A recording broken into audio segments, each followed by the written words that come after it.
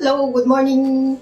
Today ay meron tayong client na dalawa, mga 10 o'clock, tsaka yung isa ay sa hapon pa. So, 9:30 na ngayon, meron pa tayong time, mga 20 minutes para maglinis. So, okay, linis muna tayo.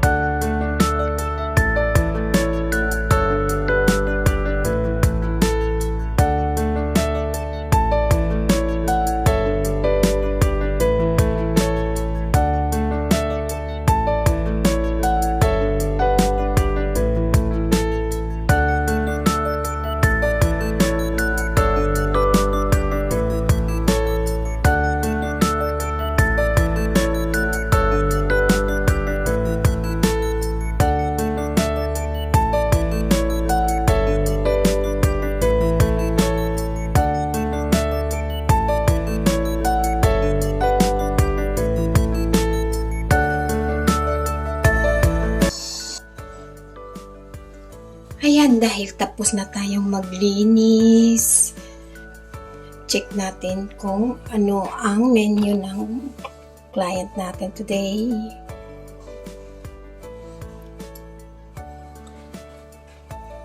Ayan, eyebrow styling, yung requested menu niya.